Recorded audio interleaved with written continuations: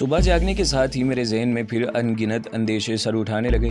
مجھے پگوڑا سے جیل لے جایا گیا تھا، مگر وہاں بھی 1 گھنٹے سے زیادہ نہیں رکھا گیا تھا۔ اب یہاں میرے ساتھ نہ جانے کیا سلوک ہونے والا تھا۔ ناشتے کے فوراً بعد ملہوترا مجھے لے کر عمارت کے حکم میں گیا۔ یہاں ایک بہت بڑا استبل تھا۔ کم و بیش 150 چھوٹے بڑے گھوڑے یہاں موجود تھے۔ خچروں کے لیے ایک بہت بڑا واڑا علیحدہ سے بنایا گیا تھا۔ ملہوترا نے مجھ سے کہا، تمہیں یہیں پر کام کرنا ہے۔ کچھ کام تو تمہیں آتے ہوں گے، کچھ کام تھوڑے سے تجربے کے بعد سیکھ جاؤ گے۔ گھوڑوں کی لید وغیرہ ٹھونے کے لیے کسی خاص ٹریننگ کی ضرورت نہیں ہوئے ہے۔ ہاں، ان کا کھریرا کرنا، ان کو دوا وغیرہ کھلانا، یہ کام ذرا مشکل ہوئے ہیں۔ یہ 8-10 دن میں سیکھ جاؤ گے۔ نہ ہی سیکھو گے تو پھر میں سکھا دوں گا۔ آخر میں اس کا لہجہ دھمکی آمیز تھا۔ بدبو سے میرا دماغ پھٹا جا رہا تھا۔ میں نے کہا، یہ کام مجھ سے نہیں ہو سکے گا۔ دیکھو، یہاں اسے گندے گندے کام بھی موجود ہیں۔ اسے گورا صاحب کی مہربانی جانو کہ تمہیں اسبل تک رکھا گیا ہے۔ وہ دیکھو، وہاں کتوں کا واڑا ہے، اس سے آگے پالتو سور ہیں۔ سوروں کے گند میں رہ لو گے۔ اس نے آخری الفاظ بڑی محبت سے کہے۔ اگلے 3-4 دن میری مصروفیت بے حد کڑی اور ناپسندیدہ رہی۔ مجھے علیو صبح منہ اندھیرے اٹھنا پڑتا تھا۔ اس کے لیے ایک الارم تھوڑے تھوڑے وقفے سے 3 بار بجایا جاتا تھا۔ ایک رات میں نے ایک بہت تیز اور کری آواز والا سائرن بھی سنا۔ پتہ چلا کہ یہ خطرے کا سائرن ہے اور عموماً عمارت کے قریب کسی جنگلی جانور کی موجودگی کے وقت بجایا جاتا ہے۔ سورج نکلنے سے پہلے ہی استبل میں میرا کام شروع ہو جاتا تھا۔ استبل کے دروازے ساری رات بند رہتے تھے، لہٰذا صبح جانوروں کی جو بو اندر سے اٹھتی تھی وہ ناقابل برداشت ہوتی تھی۔ استبل میں کم و بیش 30 ملازم تھے۔ ملہوترا ان کا سیکنڈ انچارج تھا۔ وہ سارا دن استبل کے طول و عرض میں دندناتا اور ملازموں کو ڈانٹتا ڈپٹتا رہتا۔ مجھ پر وہ خاص شفقت فرماتا تھا۔ کسی چھوٹی سی غلطی کے لیے بالوں سے پکڑ کر پوری طرح جھنجھوڑ دیتا تھا اور مقامی لہجے میں گالیاں دیتا تھا۔ وہ مجھے کسی ایک کام پر ٹکنے بھی نہیں دیتا تھا۔ کبھی مالشیوں میں شامل کر دیتا تھا، کبھی گھوڑوں کو کھریاں لگانے والوں میں، کبھی چارے کا انتظام کرنے والوں میں۔ گاہے بگاہے وہ مجھے سخت طنز کا نشانہ بھی بناتا تھا۔ ایک دن میرے قریب سے گزرا تو ایک سینئر ملازم سے مخاطب ہو کر بولا، "اوے نادل، لید کی ٹوکری اس کے کاندھے پر کیوں رکھوائی ہوئی ہے؟ تمہیں پتہ نہیں ہے یہ سلطانہ راجپوت کا شوہر نامراد ہے۔ آخر کوئی عزت ہوئے ہے شوہر نامراد کی۔" سینئر ملازم نے فوراً ٹوکری میرے کاندھے سے اٹھا لی۔ ملہوترا بڑی محبت سے بولا، "مہروت جی، آپ ان 4 سفید گھوڑوں کا کھرکھرا کر لیں۔ دوپہر کے بھوجن تک کے لیے یہ کام کافی ہے۔ کھرکھرا یعنی کھریرا میرے لیے ایک مشکل کام تھا۔ میں اس میں صرف 15-20% مہارت ہی حاصل کر پایا تھا۔ ایک ملازم نے کھریرے والا برش مجھے پکڑا دیا۔ میں ڈرتے ڈرتے پہلی گھوڑی کے پاس گیا۔ وہ اچھل کر ایک طرف ہو گئی۔ میں نے دوسری کوشش کی تو اس نے ایک دم گھوم کر لاد چلائی۔ میں الرٹ تھا، اس لیے سنگین ضرب سے بچ گیا۔ اس کے باوجود میرے کاندھے پر لگی اور میں الٹ کر کچی زمین پر جا گرا۔ یہ جگہ پیشاب اور لید سے لتھڑی ہوئی تھی۔ میرا ایک پہلو اور چہرے کی سائیڈ بری طرح لتھڑ گئی۔ ارد گرد موجود افراد ہنسنے لگے۔ جی چاہا کہ ان میں سے کسی ایک پر جھپٹ پڑوں اور 2-4 گھونسے تو ضرور جڑوں، لیکن پھر اس کے بعد کی صورتحال ذہن میں آئی اور دل محسوس ہو کر رہ گیا۔ ملہوترا کے اشارے پر سینئر ملازم نے مجھے سہارا دے کر اٹھایا اور بولا، "تم سے پرسوں بھی کہا تھا، پیچھے سے نہیں سائیڈ کی طرف سے آوت ہیں۔ اصل میں مہروت صاحب کے ساتھ یادداشت کا مسئلہ ہے بھائی۔" ملہوترا نے طنزیہ لہجہ اختیار کیا۔ "اس کی یادداشت کے ساتھ عجیب گڑبڑ گھوٹالہ ہے۔ اس کو 10 دن کی باتیں یاد آتی ہیں تو پچھلے 10 دن کا دروازہ بند ہو جاوت ہے۔ یہ اپنے ٹائپ کے بڑے انوکھے مریض ہیں۔ ان کو تو کسی میوزیم میں ہونا چاہیے جہاں لوگ انہیں دیکھنے آویں اور بھگوان کے چمتکار کا نظارہ کریں۔ اس قسم کے مذاق میرے ساتھ اکثر کیے جاتے تھے۔ ایک دوپہر عجیب تماشا ہوا۔ میرے علاوہ 6-7 ملازمین استبل میں موجود تھے۔ ہم گھوڑوں کے لیے چارہ بنا رہے تھے۔ خشک اور تر چارے کو علیحدہ علیحدہ کاٹنا اور پھر اسے مکس کر کے کھلیوں میں ڈالنا ایک نہایت مشقت طلب کام تھا۔ ہم پسینے سے شرابور ہو رہے تھے۔ اچانک ایک خوبصورت لڑکی بھاگتی ہوئی آئی۔ غالباً وہ یہ سمجھی تھی کہ استبل کے اس حصے میں کوئی موجود نہیں۔ اس نے اندر آ کر دروازہ تیزی سے بند کرنا چاہا، مگر ایک شخص دروازے کو دھکیلتا ہوا اندر آ گیا۔ لڑکی ہنستی اور بل کھاتی ہوئی استبل کے اندرونی حصے کی طرف بھاگی۔ اس کے پیچھے آنے والا مرد اسے پکڑنے کے لیے دوڑا۔ ہم دیکھ کر دنگ رہ گئے۔ وہ کوئی اور نہیں، یہاں کا کرتا دھرتا جارج گورا تھا۔ وہ نشے میں تھا، بال بکھرے ہوئے تھے۔ اس کے جسم پر بس ایک پتلون تھی۔ وہ بڑی رومانی موڈ میں دکھائی دیتا تھا۔ اس نے جلد ہی لڑکی کو پکڑ لیا اور گھاس کے ایک بڑے ڈھیر پر گرا لیا۔ لڑکی کے جسم سے ہنسی فوارے کی طرح پھوٹ رہی تھی۔ وہ دونوں ایک دوسرے میں گم ہونے لگے۔ ملہوترا تیزی سے سرگوشی میں بولا، "چلو چلو باہر چلو۔" وہ ملازمین سے مخاطب تھا۔ ملازمین نے شوق نظروں سے ایک دوسرے کو دیکھا اور خاموشی سے باہر کھسک گئے۔ میں بھی ان میں شامل تھا۔ جارج گورا اور لڑکی گھاس کی حرکت میں گم ہو چکے تھے۔ میں دنگ رہ گیا۔ یوں لگ رہا تھا جیسے یہ عمارت جارج جارج کی شکارگاہ ہے، وہ جہاں اور جب چاہتا ہے شکار کرتا ہے۔ اپنی طلب کی شدت میں وہ یہ بھی بھول جاتا ہے کہ اس کے ارد گرد کا ماحول کیا ہے۔ یہاں کے لوگ غالباً اس کے مزاج کے عادی ہو چکے تھے۔ وہ موقع کے لحاظ سے اپنا رد عمل ظاہر کرتے تھے، جیسے انہوں نے اب کیا تھا۔ وہ خاموشی سے باہر نکل آئے تھے۔ ابھی تو مالک نشے میں تھا، کل وہ ہوش میں ہوتا تو جواب طلبی کرتا کہ جب وہ اتنے شدید رومانی موڈ میں تھا تو وہ لوگ موقع سے دفان کیوں نہیں ہوئے تھے۔ ابھی تک میرے ساتھ سختی کا سلوک نہیں ہوا تھا، مطلب جسمانی تشدد سے ہے۔ ہاں، اگر 12 گھنٹے کی شدید مشقت کو دیکھا جائے تو اسے جسمانی تشدد بھی کہا جا سکتا ہے۔ ذہنی تشدد اس کے علاوہ تھا، یعنی طنزیہ انداز اور بعض اوقات گالم گلوچ۔ ذہن میں وہ جو ایک اندیشہ سا تھا کہ شاید مجھے الٹا لٹکایا جائے گا یا اس نوع کی کوئی اور کارروائی ہوگی، ابھی تک غلط نکلا تھا۔ لیکن پھر ایک روز ایسا کچھ ہوا جس نے ساری کسر نکال دی۔ وہ میری زندگی کا ایک ناقابل فراموش واقعہ تھا کہ جسے اپنے خونی آنسوں سے تحریر کروں تو بھی حق ادا نہ ہو، اور ایسا واقعہ تھا جس نے مجھے بدلا، میری سوچ کو بدلا اور شاید زندگی کا رخ ہی بدل دیا۔ میں وہ نہ رہا تھا جو تھا، اور وہ ہو گیا تھا جو نہیں تھا، جو ہزار کوشش کے باوجود نہیں بن سکتا تھا۔ ہاں، وہ ایسے ہی کایا پلٹ لمحے تھے۔ شام کے بعد کا وقت تھا، میں استقبل کے کام سے تھک کر چور ہو چکا تھا، لگتا تھا کہ بستر پر گرتے ہی سو جاؤں گا۔ میں نے سارے دن کی بدبو اور پسینے کی چیچاہٹ کو صاف کرنے کے لیے غسل خانے کا رخ کیا۔ شیو کئی دن سے بڑی ہوئی تھی، لیکن شیو کرنے کا سامان نہیں تھا۔ میں نے نیم ٹھنڈے پانی سے نہانے کے بعد کپڑے بدلے اور کھانا کھایا۔ ابھی بستر پر لیٹنے ہی لگا تھا کہ ایک شخص کوارٹر میں داخل ہوا۔ اس نے مجھ سے کہا، تمہیں بڑے صاحب بہادر نے بلایا ہے۔ کیوں، خیریت ہے؟ میں نے پوچھا۔ خیریت کا پتہ تو تمہیں وہاں جا کر ہی لگے گا، ویسے ڈرنے کی بات نہیں۔ صاحب بہادر کا ذاتی ملازم اچانک چھٹی پر چلا گیا ہے، تمہیں ایک دن کے لیے اس کی جگہ لینی ہے۔ ابھی جانا ہوگا؟ نہیں، جانا تو 2-3 دن بعد ہے۔ میں نے سوچا کہ آپ کو پہلے ہی بتا دوں تاکہ آپ اپنی مصروفیت وقت میں سے تھوڑا سا وقت نکال لیں، سخت طنزیہ لہجے میں کہا گیا۔ میں اٹھ کر اس شخص کے ساتھ چل دیا۔ وہ مجھے وسیع گروسی لان میں سے گزار کر عمارت کے رہائشی حصے میں لے گیا۔ یہ قدیمی طرز کی عمارت شاہانہ ٹھاٹ باٹ رکھتی تھی، بلند چھتیں، محرابی دروازے، پتھر کے چکنے فرش، دبیز پردے، غالیچے اور نادر قالین۔ غرض وہ ہر شے یہاں دکھائی دیتی تھی جس کا تصور کسی بہترین رہائشی عمارت میں کیا جا سکتا تھا۔ یہاں جنریٹر کے ذریعے بجلی مہیا کی گئی تھی اور وہ ساری آسائشیں بھی موجود تھیں جن کے لیے بجلی ضروری ہوتی ہے۔ باوردی ملازمین بے آواز چلتے ادھر سے ادھر آ رہے تھے، ان میں مرد و زن دونوں شامل تھے۔ میں حیران ہو رہا تھا کہ ملازموں کی اس فوج ظفر موج کے ہوتے ہوئے میری خدمت کی کیا ضرورت پڑ گئی، اس میں کوئی چکر لگتا ہے۔ میں ایک طویل راہدری سے گزر کر ایک شاندار بیڈ روم میں پہنچا۔ یہاں خوشبوؤں کا بسیرا تھا، کھڑکیوں پر مخملی پردے تھے، سجاوٹ کی امپورٹڈ اشیاء اور دیواروں پر سجی ہوئی ان جانوروں کی ٹرافیاں جو جارج گورو کے دستے ستم کا شکار ہوئی تھیں۔ بیکال رائفلوں کے ایک نہایت قیمتی جوڑے کے نیچے دیوار پر ایک رائل بنگلہ ٹائیگر کی کھال آویزہ تھی۔ میرے ساتھ آنے والے شخص نے مجھے بیڈ روم کی جھاڑ پونچھ کا حکم دیا۔ کھڑکیوں کے پردے تبدیل کیے جانے تھے اور پھر بیڈ شیٹ بدلنی تھی۔ ایک طرف بہت سے تازہ پھول پڑے ہوئے تھے، ان پھولوں کو گلدانوں میں سجانا تھا اور واش روم پر بھی ایک نظر ڈالنی تھی۔ اگلے آدھ پون گھنٹے میں نے یہ کام کر دیے اور ایک طرف قالین پر بیٹھ گیا۔ مجھے یہاں لانے والا شخص اندر آیا۔ اس نے ناقدانہ نظروں سے بیڈ روم کا جائزہ لیا، 1-2 نقص نکالے۔ میں نے وہ نقص درست کیے۔ وہ مجھے لے کر ایک اور کمرے میں آ گیا۔ یہ کمرہ عجیب گزاگا تھا، بالکل جیسے کوئی لفٹ ہو۔ لگتا تھا کہ یہ چھوٹا سا چوکور کمرہ سارے کا سارا دھات کا بنا ہوا ہے۔ اس کی پیمائش 8 فٹ ضرب 10 فٹ ہوگی یا شاید اس سے تھوڑی سی زیادہ۔ یہاں ایک طرف کی دیوار میں آہنی سلاخیں تھیں، لیکن سلاخوں کی دوسری طرف بھی کچھ نظر نہیں آتا تھا۔ سلاخوں سے آگے قریباً 4 فٹ کے فاصلے پر ایک بلائنڈ شیشہ تھا۔ ملازم نے مجھے اس کمرے میں دھکیل دیا۔ مجھے یہاں کیا کرنا ہے؟ میں نے پوچھا۔ قوالی، اس نے مختصر جواب دیا اور دروازہ لاک کر کے باہر چلا گیا۔ میرے وہم و گمان میں بھی نہیں تھا کہ سلطانہ اس وقت میرے آس پاس موجود ہے اور جلد ہی میری اس سے ملاقات ہونے والی ہے۔ میں ایک کرسی پر بیٹھ گیا۔ طبیعت میں عجیب سی بے چینی تھی۔ مجھے یہاں کیوں لایا گیا تھا؟ کیا جارج مجھ سے کسی طرح کی پوچھ گچھ کرنے والا تھا یا اس کی رکاوٹ مجھے کسی اذیت سے دوچار کرنے والی تھی؟ اچانک مجھے یوں لگا کہ میرے دونوں پاؤں پر کسی نے بڑی زور سے لٹھ رسید کیا ہو۔ ٹانگیں جھنجھنا اٹھی، بلکہ پورا جسم جھنجھنا گیا۔ میں تڑپ کر کرسی سے نیچے گرا اور لوٹ ہونے لگا۔ میرے پورے جسم پر جیسے ہتھوڑے برس گئے تھے اور پھر ایک دم سب کچھ تھم گیا۔ مجھے اندازہ ہوا کہ مجھے کرنٹ لگایا گیا ہے۔ میرے جسم میں غالباً صرف 2-4 سیکنڈ کے لیے برقی لہر دوڑی تھی، لیکن اس نے مجھے توڑ پھوڑ کر رکھ دیا تھا۔ میں کچھ دیر تک سکتہ زدہ وہیں پڑا رہا، پھر اٹھ کر کرسی پر بیٹھ گیا۔ پھر دوسرا حملہ ہوا اور یہ پہلے سے کچھ شدید تھا۔ میرا پورا جسم پھر برقی روح کی زد میں آ گیا۔ اس دفعہ میں اوندے منہ آہنی فرش پر گرا اور ایک بار پھر مچھلی کی طرح تڑپنے لگا۔ اس مرتبہ میرے منہ سے بے ساختہ رفتہ دردناک آوازیں نکلی۔ میں چلا رہا تھا اور چلاتا جا رہا تھا۔ مجھے لگا کہ آخری وقت آ گیا ہے، بس وہ ایک قیامت تھی جس کی شدت کو لفظوں میں بیان نہیں کیا جا سکتا۔ اور تب ایک بار پھر اچانک سب کچھ تھم گیا، جیسے کسی عفریت نے مجھے نگلنے کے بعد دوبارہ اگل دیا ہو۔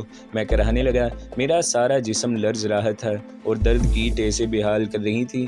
یہ کیا کر رہے ہو؟ میں نے کیا کیا ہے؟ میرا جرم کیا ہے؟ میں خوف زدہ ہو کر چلایا۔ یہ خوف بے پناہ شدت کے ساتھ مجھ پر حملہ آور ہوا کہ ابھی اس دھاتی کمرے میں پھر کرنٹ چھوڑا جائے گا اور میں موت اور زندگی کے درمیان جھول جاؤں گا۔ سزا دینے والا سامنے ہو تو اور بات ہوتی ہے، یہاں سزا دینے والے کا پتہ تھا، نہ سزا کی وجہ معلوم تھی، نہ یہ پتہ تھا کہ اس سزا سے بچنے کے لیے مجھے کیا کرنا ہوگا۔ یہ زیادہ خطرناک صورتحال تھی۔ مجھے لگا کہ دہشت سے میرے دل کی حرکت بند ہو جائے گی۔ میں اس چوکور کمرے کے دروازے کی طرف بڑھا۔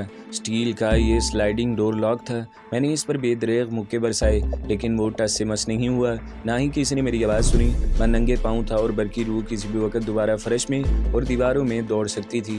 ایک اضطراری حرکت کے تحت میں کرسی پر چڑھ گیا، اپنے دونوں پاؤں سمیٹ کر اوپر رکھ لیے، لیکن مجھے معلوم نہیں تھا کہ بظاہر عام نظر آنے والی یہ کرسی بھی دھات کی ہے۔ اس مرتبہ کرنٹ لگا تو میں جیسے کرسی کے ساتھ ہی چپکا رہ گیا۔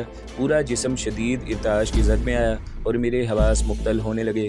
مجھے لگا کہ میں بے ہوش ہو رہا ہوں۔ پھر شاید کبھی ہوش میں نہ آنے کے لیے میری نگاہوں میں اپنے پیاروں کی شکلیں گھومی، فرح، عاطف اور ثروت۔ کیا انہیں بھی معلوم نہ ہو سکے گا کہ مجھ پر کیا گزری، میں کہاں اور کس حال میں شکار ہوا؟ میں مر رہا تھا جب اچانک ایک بار پھر سب کچھ تھم گیا۔ مجھے لگا کہ میرے منہ سے رال گر رہی ہے اور ناک سے پانی بہہ رہا ہے۔ پورا جسم خشک پتے کی طرح لرز رہا تھا۔ میں نے اپنی ناک صاف کرنے کے لیے ہاتھ اٹھایا تو لگا کہ منو وزنی ہو گیا ہے۔ ان آخری برقی جھٹکوں کے دوران میں بری طرح چلایا تھا اور میرے گلے کے اندر خراشوں کی جلن تھی۔ میں نے بولنا چاہا تو بولا نہیں گیا۔ میری یہ حالت بس 8-10 منٹ کے اندر ہو گئی تھی۔ کیوں ہو رہا تھا میرے ساتھ یہ سب کچھ؟ کیا یہ صرف رکابت کی کارستانی تھی؟ مجھے جسمانی اذیت دے کر لطف لیا گیا تھا، لیکن یہاں تو دیکھنے والا بھی کوئی نہیں تھا۔ تو کیا کسی ویڈیو کیمرے وغیرہ کے ذریعے مجھے دیکھا جا رہا تھا؟ کچھ دیر بعد دروازہ کھلا اور وہی منحوس شخص مسکراتے چہرے کے ساتھ اندر آیا جو مجھے اس عقوبت خانے تک پہنچا کر گیا تھا۔ اس نے مجھے ایک تولیہ دیا جس سے میں نے اپنا پسینہ چہرہ پونچھا۔ اس کے ہاتھ میں ملک شیک کا گلاس تھا۔ اس نے مجھے ملک شیک پلایا۔ اس کے بعد مجھے تسلی دی کہ اب کچھ نہیں ہوگا، میں یہاں آرام کر سکتا ہوں۔ میں 1 سیکنڈ سے پہلے یہاں سے نکلنے کا آرزو مند تھا، لیکن وہ مجھے یہاں رکھنے پر مصر تھا۔ اس نے کرسی کو اسٹریچ کر دیا، وہ آرام دہ کرسی بن گئی۔ وہ خود باہر چلا گیا۔ اگلے قریباً 2 گھنٹے میں نے اسی لفٹ نما کمرے میں گزارے۔ میری حالت اب بہتر تھی، لیکن وہ جو برقی روح کا خوف سا دل میں جاگزی ہو گیا تھا وہ کسی طور نکل نہیں رہا تھا۔ میرے اندازے کے مطابق اب رات کے 11 بج چکے تھے۔ اچانک آئینی کمرے کا دروازہ پھر کھلا اور ملازم نے مجھے ساتھ چلنے کے لیے کہا۔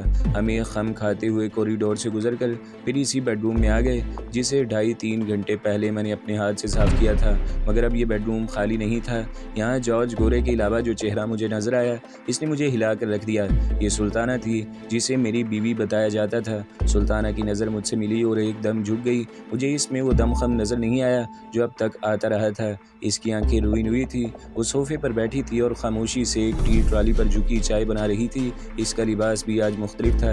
اس نے بروکیٹ کا چمکیلا سوٹ پہن رکھا تھا، آدھی آستینوں میں سے اس کے سڈول بازو جھلک رہے تھے۔ اس کے لمبے بال ایک موٹی چوٹی کی صورت میں اس کی گود تک پہنچ رہے تھے۔ ہاں، زیور نام کی کوئی شے آج بھی اس کے جسم پر نہیں تھی۔ تم بھی چائے پیے گا؟ جارج نے گلابی اردو میں پوچھا۔ میں نے نفی میں سر ہلایا۔ وہ مسکرا کر بولا، شاید تم بھی ان لوگوں میں سے ہو جن کو دوسروں کی وائف کا بنایا ہوا چائے اچھا لگتا ہے۔ خیر کوئی بات نہیں، اگر تم کسی دوسرے کی وائف کے ہاتھ کا چائے پینا مانگتا ہے تو اس کا انتظام بھی ہو جائے گا آج کی رات۔ ویسے ہم تو آج کی رات تمہاری وائف کے ہاتھ کا چائے ہی پئیں گا۔ میرے تن بدن میں آگ سی لگ گئی۔ جارج کی زومائنی گفتگو اس کے خطرناک ارادوں کی طرف اشارہ کرتی تھی۔ چوہان نے مجھے بتایا تھا کہ وہ جیل کا انچارج بھی ہے۔ اس کے لیے سلطانہ کو جیل سے نکال کر یہاں اپنے عشرت قدے میں لے آنا کون سا مشکل کام تھا، لیکن مجھے حیرانی سلطانہ کا غیر مزاحمتی رویہ دیکھ کر ہو رہی تھی۔ اس نے جارج کی زمینی گفتگو انسنی کر دی اور خاموشی سے چائے بنا رہی تھی۔ تھوڑی ہی دیر بعد مجھے اس کی سمجھ آ گئی۔ میں سناٹے میں رہ گیا۔ میری نگاہ واش روم کے دروازے کے ساتھ ہی ایک سنہری چوکور شیشے پر پڑی۔ اس سے پہلے جب میں نے اس کمرے کی صفائی کی تھی تو اس شیشے پر مخملی پردہ پڑا ہوا تھا۔ یہ وہی بلائنڈ شیشہ تھا جسے میں نے اپنے آئینی عقوبت خانے میں سے دیکھا تھا۔ بیڈ روم کی طرف سے یہ بلائنڈ نہیں تھا۔ یہاں سے عقوبت خانے کی آئینی سلاخیں اور سلاخوں کے پیچھے کا سارا منظر صاف دکھائی دے رہا تھا۔ وہ دونوں کرسیاں جن پر میں بیٹھا تھا اور وہ خالی گلاس بھی جس میں سے میں نے ملک شیک پیا تھا میں چکرا گیا۔ تو کیا اس بیڈ روم کے اندر سے کوئی میری اذیت کا تماشا دیکھتا رہا؟ وہ کون ہو سکتا تھا؟ جارج اور سلطانہ ہی ہو سکتے تھے۔ اس کے ساتھ ہی مجھے سلطانہ کی آنکھوں کی غمزدہ سرخی بھی سمجھ میں آ گئی۔ او گاڈ! تو یہاں یہ تماشا ہوا تھا۔ عقوبت خانے کا آہنی کمرہ ساؤنڈ پروف تھا، لہٰذا باہر کی کوئی آواز مجھ تک نہیں پہنچ سکی تھی۔ ممکن تھا کہ میرے تڑپنے پھڑکنے کا منظر دیکھ کر سلطانہ نے واویلا مچایا ہو، داد فریاد کی ہو، لیکن باہر کی کوئی آواز مجھ تک نہیں پہنچی تھی۔ اندھے شیشے کی وجہ سے میں باہر کا منظر دیکھنے سے بھی قاصر تھا۔ میرا جی چاہا کہ نتائج سے بے پرواہ ہو کر اس سفید سور پر جھپٹ پڑوں، وہ سب کچھ کر گزروں جو کر سکتا ہوں، لیکن دل بڑی شدت سے دھڑک رہا تھا۔ مجھے افسوس ہوا کہ میرا چہرہ سفید ہوتا جا رہا تھا۔ کیا سوچ رہے ہو؟ جارج نے میری آنکھوں میں اپنی نیلی آنکھیں ڈال کر پوچھا۔ کچھ نہیں، میں گڑبڑا گیا۔ میں بتاتا ہوں تم کیا سوچ رہے ہو۔ سلطانہ تمہاری وائف ہے اور تم اپنی وائف کے لیے کچھ کرنا چاہتے ہو۔ شاید تمہارا دل چاہتا ہے کہ مجھ پر جھپٹ پڑو، میرے ساتھ فائٹ کرو، ایک زبردست فائٹ جسے دیکھ کر تمہاری وائف کا ہارٹ خوش ہو جائے، پھر تم میرے ہی پسٹل سے مجھ کو شوٹ کر دو اور اپنی وائف کا ہاتھ پکڑ کر بھاگتے ہوئے یہاں سے نکل جاؤ۔ میں خاموش رہا۔ وہ بڑے زہریلے انداز میں اپنی بات جاری رکھتے ہوئے بولا، میں سب جانتا ہوں تمہارے دماغ میں کیا چل رہا ہے۔ تم مجھے ایک بہت بڑا ولن سمجھ رہے ہو جس نے اپنے گارڈ کے زور سے تمہیں بے بس کر دیا ہے اور اب ایک کمزور عورت کو اپنی طاقت دکھانا چاہتا ہے۔ ایسا نہیں ہے مائی ڈیئر، بالکل بھی نہیں ہے۔ مجھے ولن بننا کبھی اچھا نہیں لگتا اور نہ ہی اچھا لگتا ہے کہ کوئی مجھے ولن سمجھے۔ تم سمجھو کہ تم قیدی نہیں آزاد ہو، تمہارے ارد گرد کوئی گارڈ نہیں، بس میں اور تم اکیلے ہیں۔ اس نے ایک لمحہ توقف کیا اور مجھے سر تپا دیکھ کر بولا، اور دیکھا جائے تو تم مجھ سے کمزور نہیں ہو، قد بھی مجھ سے تھوڑا سا زیادہ ہی ہوئے گا۔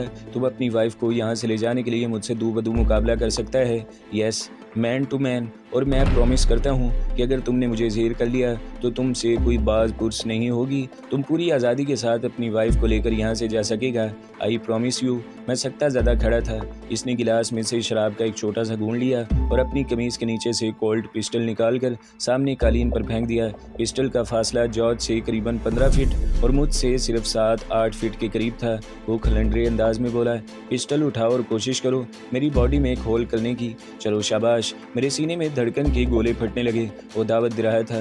پستول کا فاصلہ مجھ سے بہت کم تھا، اگر میں تیزی سے لپکتا تو پستول اٹھا سکتا تھا، لیکن پھر وہی تذبذب، وہی کم ہمتی، وہی ناتوانائی۔ مجھے اپنی ٹانگوں سے جان نکلتی محسوس ہوئی۔ میں جانتا تھا کہ جو ہی میں پستول کی طرف جھپٹوں گا جارج بھی جھپٹے گا۔ وہ ایک گھاگ شکاری تھا، اس کا اعتماد دیدنی تھا، اس اعتماد نے مجھے لرزہ براندم کر دیا۔ سلطانہ خاموش بیٹھی تھی، اس کے ہونٹ خشک ہو رہے تھے۔ اسے شاید اس ڈرامائی صورتحال کی توقع نہیں تھی۔ قریباً 1 منٹ گزر گیا، میری پیشانی سے پسینہ ٹپکنے لگا، میں پستول کی طرف نہیں بڑھ سکا۔ جارج کی آنکھوں میں استہزائیہ مسکراہٹ تھی۔ وہ آگے بڑھا اور اس نے پاؤں کی حرکت سے پستول کو کچھ اور بھی میری طرف کھسکا دیا۔ تب وہ دوبارہ پہلے والی جگہ پر جا کر کھڑا ہو گیا۔ اب کیا خیال ہے شوہر صاحب؟ اس نے پوچھا۔ پسٹل اب مجھ سے فقط 4-5 فٹ کی دوری پر تھا اور میں دیکھ رہا تھا کہ وہ لوڈڈ ہے۔ اس کا سیفٹی کیج بھی ہٹا ہوا تھا، بس اس تک ہاتھ پہنچائے جانے کی ضرورت تھی۔ میں اب بھی ہمت نہیں کر پایا، میرے ہونٹ بالکل خشک ہو چکے تھے۔ میں یہ سمجھنے کی کوشش کر رہا تھا کہ اگر میں پسٹل پکڑ کر گولی نہ چلا پایا تو کیا ہوگا؟ کیا جارج مجھے گولی مار دے گا؟ تب جارج آگے بڑھا اور اس نے پسٹل تقریباً میرے پاؤں میں رکھ دیا۔ شیر بنو، تھوڑی سی ہمت کرو، وہ بولا اور مجھ سے 10-15 فٹ کی دوری پر جا کر کھڑا ہو گیا۔ میرے ذہن میں کھلبلی سی مچی ہوئی تھی، پسٹل میرے پاؤں میں تھا۔ ایک دم میرے دماغ میں دھندیں سی بھر گئی۔ میں جھکا، میں نے کولڈ پسٹل کی طرف ہاتھ بڑھایا۔ یہی لمحے تھے جب میں نے کثرتی جسم والے جارج کو بجلی کی طرح اپنی طرف لپکتے دیکھا۔ اس کی پھرتی حیران کن تھی، شاید اس پھرتی کے پیچھے وہ گہرا اعتماد بھی تھا جو مجھ میں نہیں تھا۔ اس سے پہلے کہ میں پسٹل پکڑ کر پوری طرح سیدھا ہو پاتا، وہ مجھ پر آن پڑا۔ اس کا طوفانی مکہ میرے جبڑے پر لگا، میں الٹ کر پیچھے گرا۔ جارج کا دوسرا ہاتھ میرے دائیں ہاتھ پر آیا، اس ہاتھ میں پسٹل تھا۔ اس نے میری اس کلائی کو اتنی زور سے مروڑا کہ پسٹل پکے ہوئے پھل کی طرح میرے ہاتھ کی شاخ سے جدا ہو گیا۔ اس نے میری ٹھوڑی پر اپنا گھٹنا رسید کیا۔ میں نے اسے ٹانگوں سے پکڑ کر گرانا چاہا، لیکن وہ خاصا زور آور تھا۔ پرتعیش زندگی گزارنے والے عام لوگوں کے برعکس اس کا جسم سڈول اور کافی حد تک پرتیلا تھا۔ وہ گرنے سے بچ گیا اور میری گردن اپنے بازو کے شکنجے میں لے کر مجھے بے بس کر دیا۔ سلطانہ اس دوران میں سکتہ زدہ بیٹھی رہی، اس کا رنگ جو کنداری اناروں کی طرح دہکتا تھا زرد ہو چکا تھا۔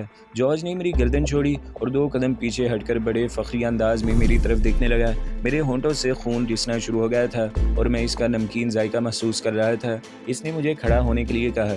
मैं खड़ा हो गया। इसने पिस्टल उठाया और इस मर्तबा इसे मेरे नेफे में अड़स दिया। तब वो एक बार फिर 10-12 फीट दूर जा खड़ा हुआ। इसकी आंखों में नीला जहर था और चेहरे पर एतमाद की बेपनाह चमक। हम दोनों आमने सामने इस कुशादा बेडरूम में खड़े थे, जिसमें दुनिया की बेहतरीन आराइशी चीज़ें मौजूद थीं और यह जहाज की शिकारगाह की हैसियत रखती थी। शायद आज वो यहाँ पर एक शिकार खेलने वाला था और इसके निशाने पर वो राजपूत मुस्लिम लड़की थी जिसे मेरी बीवी कहा जाता था। अपनी आलीशान बेडरूम की एक दीवार के साथ खड़ा जॉर्ज गोरा बड़ी खबासत भरे अंदाज में मुस्कुरा रहा था। यकीनन ये बात इसकी अना की तस्कीन का बाइस थी कि मैंने एक अदना मुलाजिम की हैसियत से आज इस कमरे की सफाई अपने हाथों से की है, इसे चमकाया है और फूलों से सजाया है। ये भी अजियत रसानी की एक किस्म ही थी। तो दोस्तों, अगली किस्त सुनने के लिए हमारे चैनल को ज़रूर सब्सक्राइब करें, वीडियो को लाइक करें और बेल के आइकन पर भी क्लिक कर दें ताकि हर जो आने वाली वीडियोज़ हैं वो आपको सबसे पहले मिलती रहें।